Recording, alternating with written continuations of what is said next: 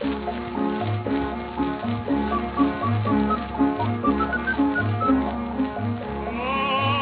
dia, boa tarde e boa noite. Este aviso prévio tem a finalidade de informar o ouvinte de que as histórias, opiniões e qualquer tipo de comentário presente neste share de áudio contém demasiado sal adicionado pelo autor que devia levar com pimenta na língua. Portanto, não acreditem em tudo o que ouvem, só naquilo que veem. Por isso é que este podcast nunca terá a vertente visual.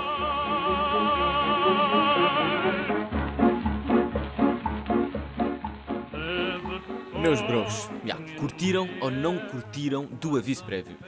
É uma opinião que eu quero saber vossa. Já que vocês estão a ouvir isto, também têm direito a opinar e a mandar mensagens, perguntas, o que vocês quiserem. Mas uma coisa vocês não podem perguntar. O que é palifa? Palifa, P-A-L-I-F-A. É uma palavra no feminino inventada por Vasco e Rodrigo, como David e eu, como testemunhas. Inventaram a palavra numa noite de copos, muito bonita a palavra. Por isso é que está no título deste grandioso podcast, juntamente com a palavra burrice. Palifa significa... Significa não. Palifa é o ato de estar palifado. E agora vocês podem perguntar, o que é palifado, meu caro? Palifado é ter pausa, estar bem vestido. Tu podes estar a palifar, mas muitas vezes podes não estar palifado. Podes só estar tranquilo na tua. Isso é palifar. E a palifa é uma palavra que eu quero impulsionar para o mundo. Portanto, a partir de hoje, não sei em que dia que este podcast vai sair devido a problemas de distribuição, mas a partir de hoje, a palavra palifa é vossa. Os direitos são de duas pessoas, mas a palavra é do mundo e eu quero que a palavra chegue o mais longe possível.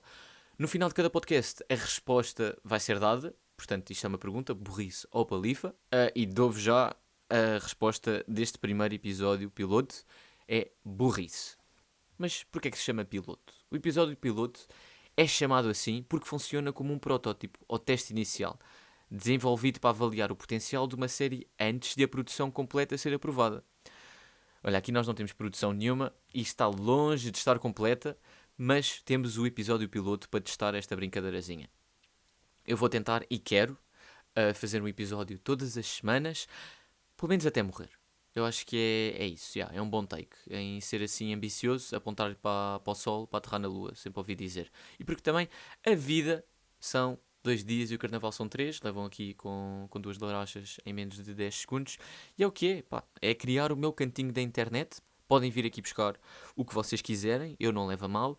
Porquê? Porque eu tenho que ter a mão na consciência e dizer, tu meteste na internet e agora, como a palavra palifa, é de todos. Não há aqui propriedade nenhuma, muito pelo contrário, são só ideias que tenho e diálogos que tenho comigo mesmo, porque sou uma pessoa assim, eu preciso de criar, eu não me sinto bem. Eu vou à noite dormir, como todos nós, né? Como é óbvio, e graças a Deus, vou dormir e não fico descansado se não fizer nada criativo hoje. Pode ser um desenho, pode ser uma frase, pode ser alguma coisa. Pronto, e no dia em que decidi lançar este podcast, vai ser um podcast. Peço desculpa se levarem assim com uns fungos de vez em quando. É que aos 23 anos de idade apareceram-me as ditas alergias. Eu nunca tinha tido alergias na vida e no último mês e meio não parei de produzir moco. Aquele moco meio verde do cérebro. É uma cena nojenta. Peço desculpa a passar esta mensagem aos ouvintes. Que vos adoro, posso já dizer isto. Quem ouve isto tem um espaço guardado no meu coração. Quem partilha não tem tanto. Mas quem só ouve e não partilha, ouve só para si e dá gatekeep nesta joia deste cantinho de internet. Tenho de agradecer, genuinamente. É um projeto em que vocês podem sentir representados mandando-me perguntas. Neste podcast vamos ter alguns convidados, não sei bem quem, nem sei bem como, mas sei que vamos ter, ou que eu ambiciono ter. Isto é uma ideia completamente minha, mas, como lá está, como já referi, a partir do momento em que se publica na internet, eu acredito que a ideia deixa de ter proprietário e passa a ser do mundo. Como o quê? A palavra palifa, meus caros. E têm de começar a usar, a sério. É uma palavra bonita, boa, e quando eu começar a ouvir na rua vai ser brutal.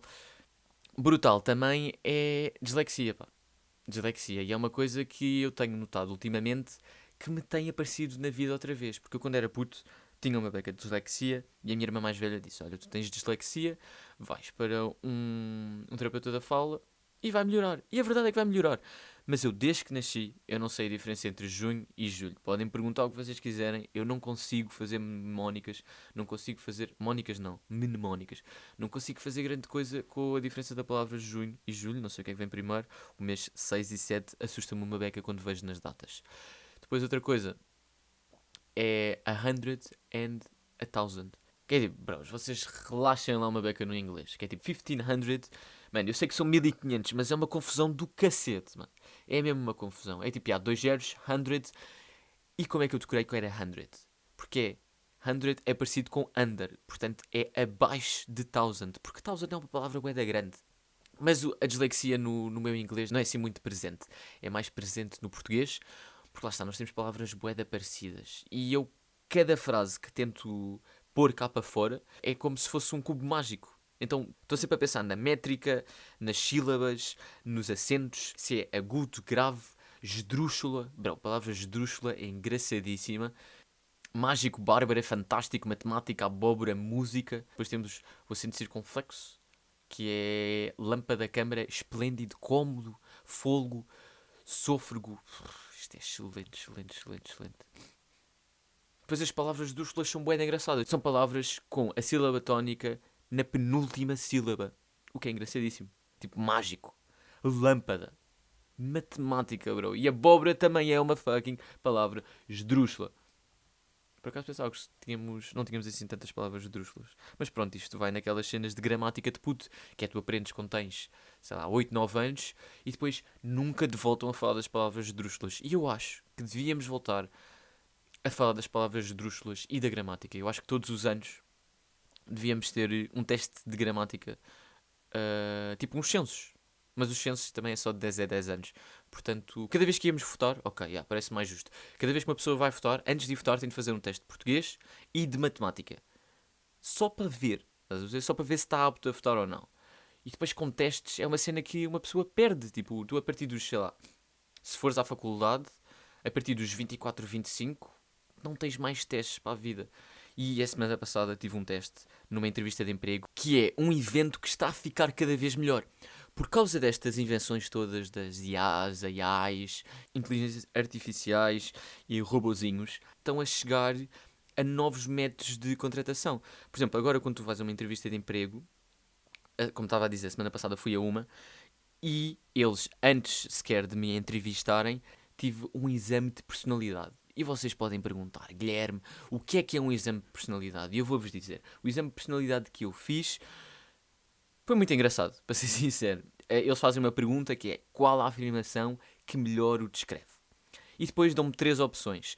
E o exame é todo analisado através da primeira e segunda resposta que dás. Portanto, acabas sempre por escolher uma.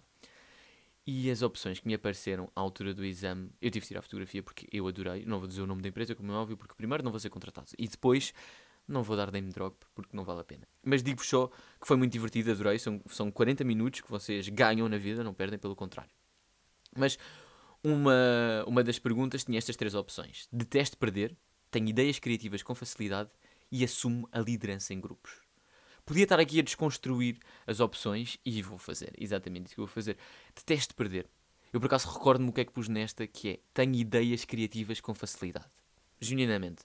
Agora, eu tenho as ideias. Se as concretizo, aí é uma pergunta completamente diferente. Mas eles não me dão abertura a estas respostas de desenvolvimento. Não me ajudam aqui, ok, eu posso ser uma beca maluco, mas atenção, sou maluco porque tenho os meus traumas. Mas eles não estão-se a cagar para os traumas. É só, olha, assumes a liderança dos grupos, seu maníaco. Depois temos, comporto-me de forma diferente com pessoas diferentes, sinto-me que ganhar é muito importante e chego a conclusões rapidamente. Pá, não tem nada a ver com o cu com as calças. Estão a perceberem? Eu pergunto-me qual é o maluco que diz eu comporto-me de forma diferente com pessoas diferentes. Depende, se tu pões comporto-me de forma diferente com pessoas diferentes em primeiro, pá, ok, podes ter uma adaptação social bué da bacana, mas podes ser um maluco, um avariado da marmita que não faz sentido. Sinto ganhar é muito importante, ok. Eu sinto ganhar é importante.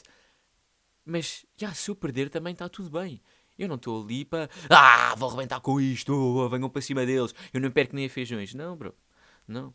E depois chega a conclusões rapidamente. Ok, pode chegar a conclusões rapidamente, mas de todo que pode ser a escolha certa. Podes só mandar ao ar, Podes ser tipo, que cor é o sol? Azul, toma! Olha, chegaste a uma conclusão rapidamente, mas de todo que é acertado o seu daltónico.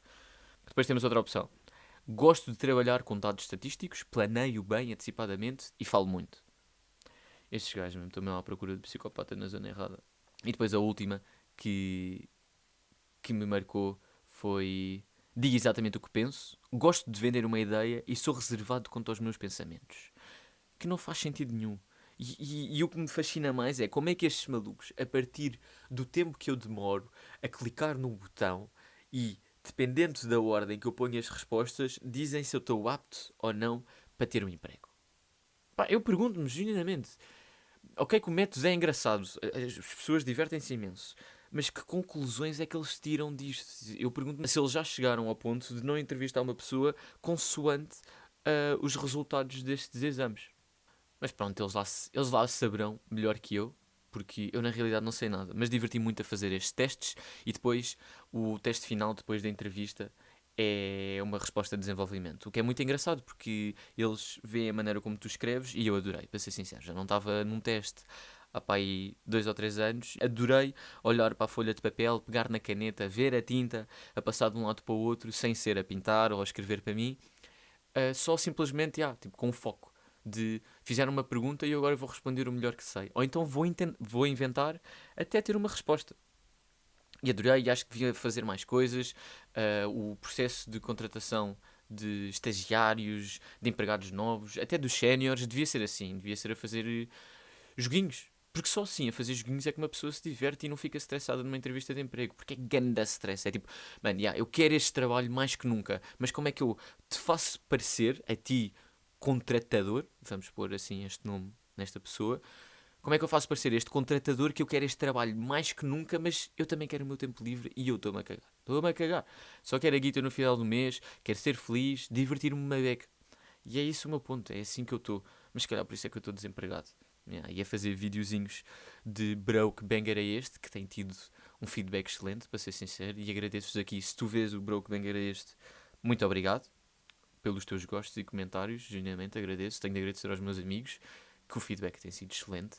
E tem sido excelente ao ponto de me superar a mim mesmo. Eu não tinha grandes expectativas sobre este projeto e sobre vários projetos que vão sair agora, incluindo este bonito e lindo podcast. Mas já recebi uma mensagem da Sony, não a Sónia, mas da Sony, da produtora de música. E foi excelente, porque eu pensei, ok, é um estagiário maluco que me está a convidar para o lançamento do EP do Herlander, que, ganda gajo, bué da simpático, faz excelente música.